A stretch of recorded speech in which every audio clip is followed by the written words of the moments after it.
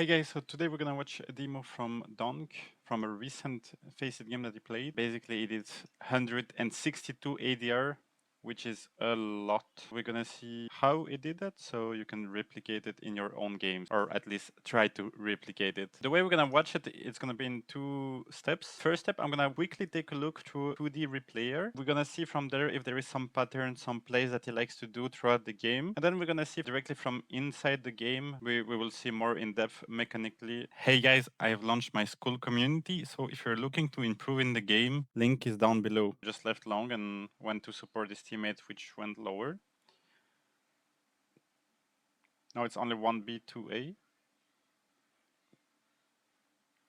But there is some signal sort short, so it's normal that he makes the rotation there. But he quickly understands that it's potentially just a fake, just a guy singly faking it. That's why he's moving back into mid, and he knows that the B side is like pretty weak at this point. So we can already see a quick understanding in the game sense of whatever he hears, the way he rotates. They lost the pistol one, and Donk had enough money to buy himself a FAMAS and full armor. So let's see how he's gonna try to carry it around with it. It just starts with a long support flash, but they see that long is clear, so they just put the strength towards short and try to get the advantage of the pistols short distance. Donk is not the one having the first contact, is using his teammates as a bait to be able to trade them and use his good gun to his advantage. And here quickly, once again, once some action happens in mid, is not just AFK standing there in the setup.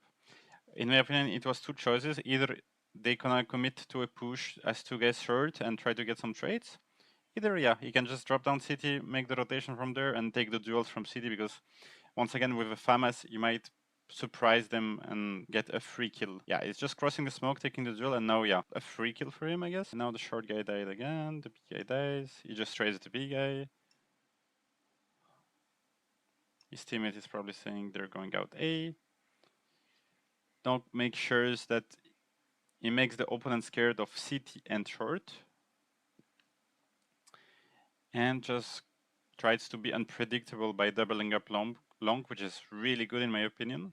Like, it's hard as a T guy to expect this, and yeah, it just works out to their favor. Okay, now they won the round, so it means the T's have low money. Let's see what it does against low money buys. Go short instantly, and just take this duel here.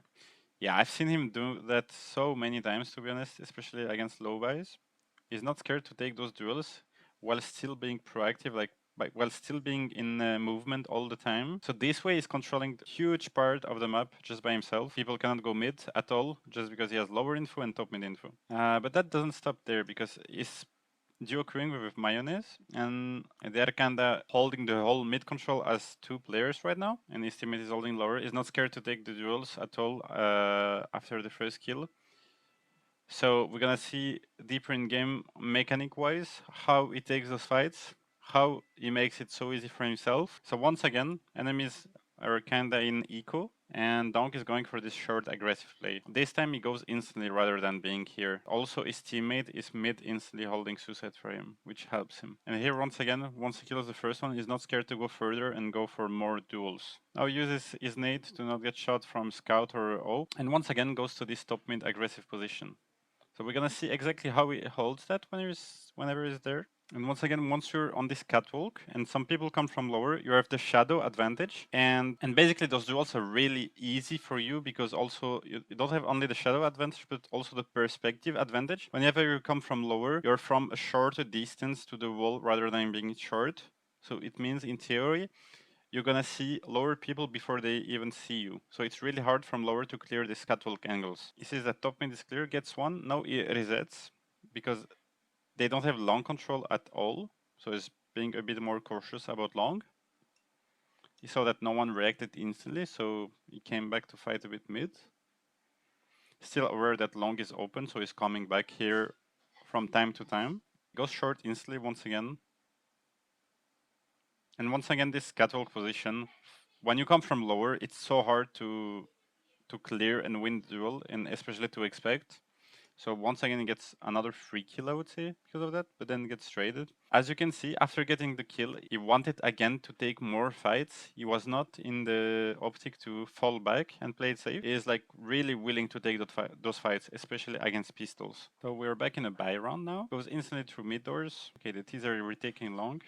but he knows that he has kind of a strong position, that it might be maybe unexpected a little bit. As you can see, this is the opposite now from what it used to be. The enemy is in the catwalk and he is in the lower.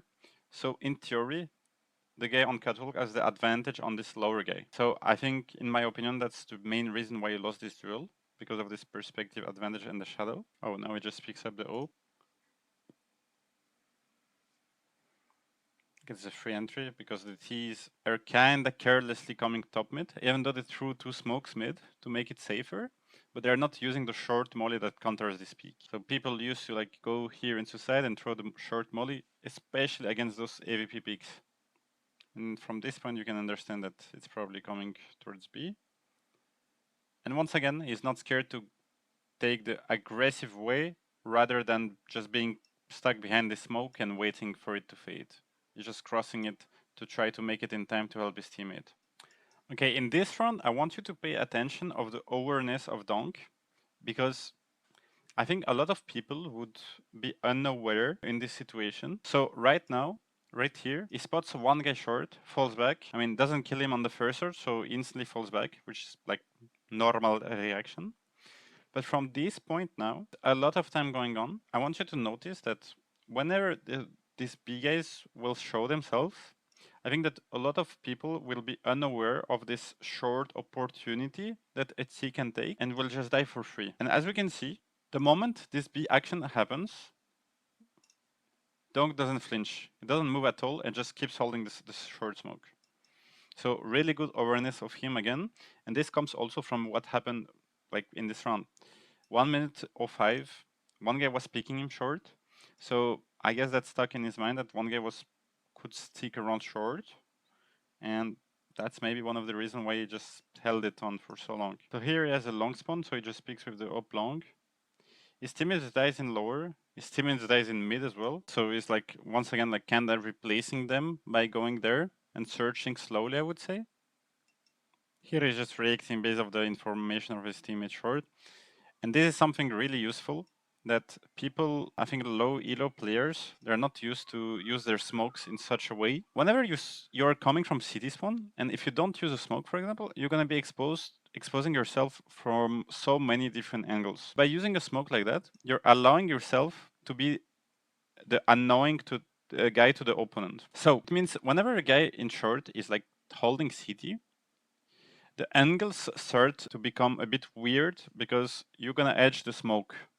And this is creating like new angles that at first you were not worrying about, but now you need to worry because of the smoke. And it's also allowing Donk to, for example, take a shot and then cover himself more efficiently, instantly, right after a shot. So here, from the left side, gets one, just run and gun the second one, we'll see on the demo.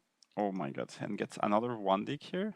That's fucking insane, we're gonna watch that for sure. So he has a nope again, just goes for the short pick. Again, a free kill because the T's are once again not respecting by molling short.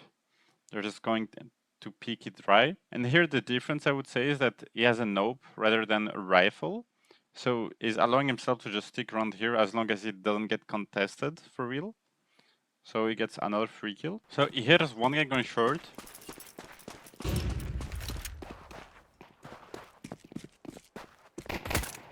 Here's only one guy and this guy is not even committing. So for him, as I said, in the 2D replayer, it's really obvious that he's alone and that's a fake in a way. So that's why he's fully ignoring now this and like going closer to B while holding mid. And now even this short guy running back confirms the fake. So he's giving away even more the fake that is coming back. While this happens, Donk is fully aware that there was a gap in the mid that anyone could have used, so there is no way you can catch him off guard, especially since the moment he knows it's a fake.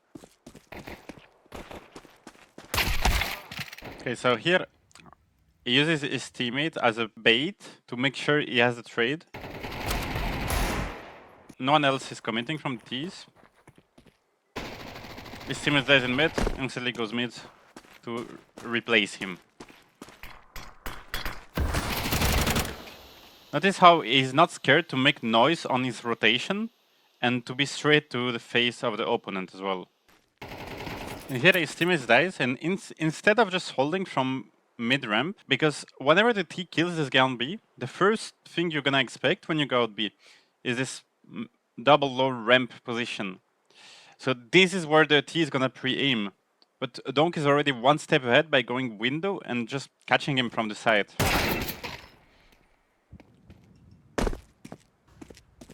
And once again, it's really proactive, not scared to go deeper for info. He kills him and instantly peeks deeper tunnel, so he knows it's clear.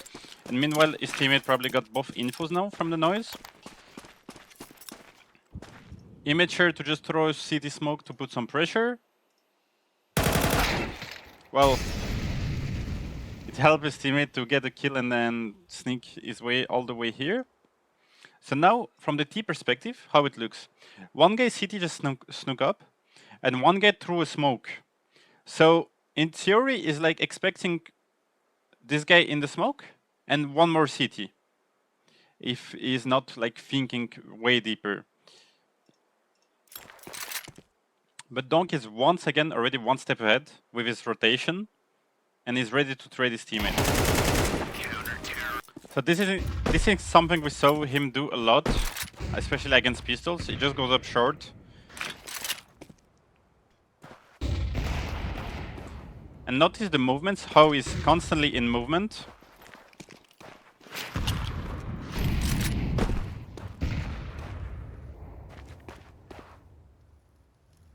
Here he has a teammate holding top mid, which makes it safer for him to go top mid. And now once again, he gets into a strong position and now he stays in movement. Gets a free kill.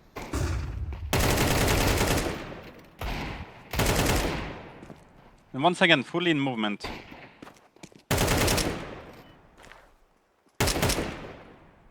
And here is just really sharp mechanics from him.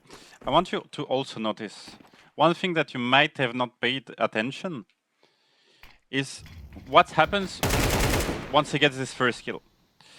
A lot of players, whenever they get the first kill here, what is their first reflex is just to stay on this edge and keep jiggling, like keep spamming AD from here. But Donk reaction is way different. So he knows that the last time he's seen was on the ledge. So in my opinion, the second guy who's about to trade him is gonna pre-aim higher because he's expecting Donk to be on the edge. Well, his pre-aim is pretty bad anyways. But you see the point that this guy is actually pre-aiming more to the left, more around here. And that is kind of catching him off guard that Donk is already repositioning himself. And then here he's just playing with confidence and going straight to their face. So once again, he goes short instantly. Goes to the same position. Perspective advantage once again. Let's see from the enemy perspective. Because why this position is good, first of all, is because the distance from Donk and the wall is actually longer than the distance from this guy and the wall. So it means Donk in theory should see him first. So let's see the enemy perspective now. Nothing you can do about it. Once again here he gets the first kill and instantly drops down off the ledge and goes more aggressive. He's not scared to go into your face.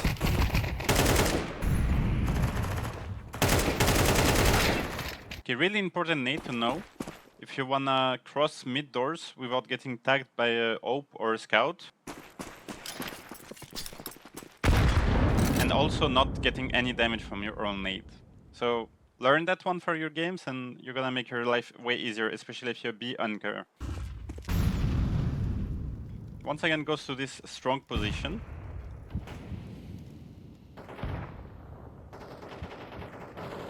Here notice how he clears it slowly, because the T's have no information about him being here. So the way he peeks is trying to maximize his velocity while still being sneaky. And this is really good. Just clears again, just in case someone is like staying around there. And now, this is what the thing I was mentioning.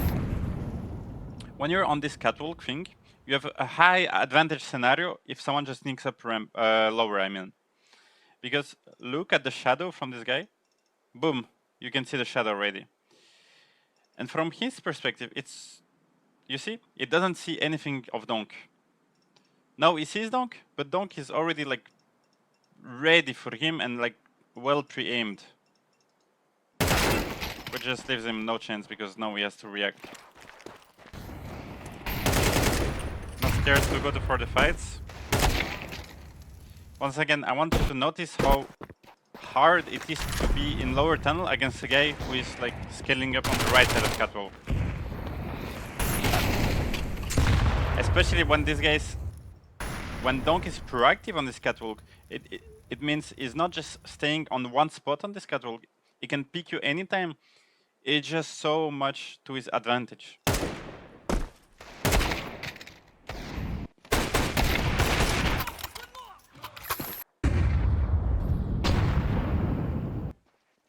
And now notice this example in the opposite way. We're talking about Donk here getting out duel by Vires. And this is mainly because of the thing I mentioned before, that when you scale up catwalk, if any CT or like any opponent is in lower tunnel, you're gonna have the advantage, most likely.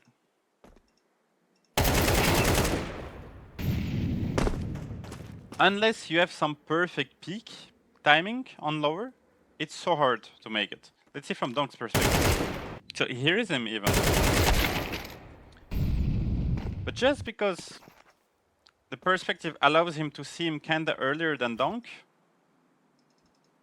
as you can see, you see way more his body than Donk sees him. It just allows him to like kinda readjust and move in a way that Donk doesn't kill him instantly. This pick is really strong with the op, especially when you know that the opponent is never mulling short. And this is something we couldn't notice from the 2D replayer. So here it's the B contacts happening. So a lot of people would just like leave this angle and try to rotate and go faster to help B somehow. But here Donk is actually focused on mid and short at the same time. So while his B players are both focusing on defending B, it means Donk has their mid cross. So no way his teammates dies from mid. But he's doing two works at once. Because there is a smoke on short, which allows him to take this angle in a way that even if someone goes out short, he has a high chance to just punish him.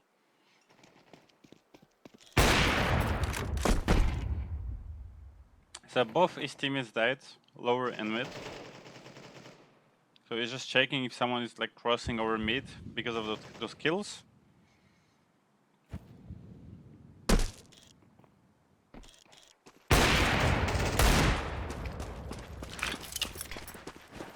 But this one is really important, that allows you to go up CT and take duels to your advantage.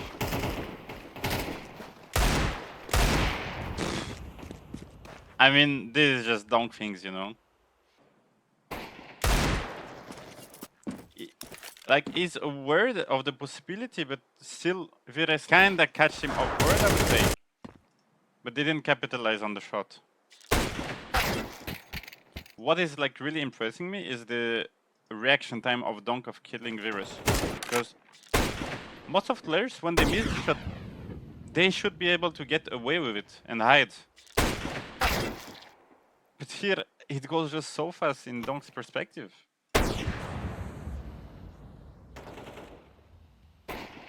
Sees him, adjusts.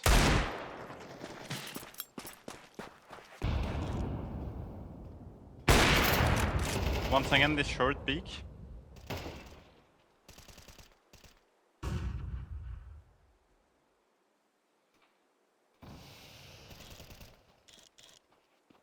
Now he's just holding because his teammate has long control, so he has no reasons to leave that part of the map. And also his teammate has full B control. So, I mean, what's left to hold than just holding mid overall? And why would he leave that position if he's not contested by any utility? This is like a really common position that people go for, especially when they lose B and they just try to get some exits or like punish someone peeking. And I think from his perspective it's gonna look so old. Nothing you can do. But notice, whenever he picks it though, no, he did the perfect crosshair placement, the counter strafe. It's gonna burst, but it's gonna move instantly right after the burst and burst another time. So it means he's still making himself a hard target to eat. He's not just fully committing instantly to the duel.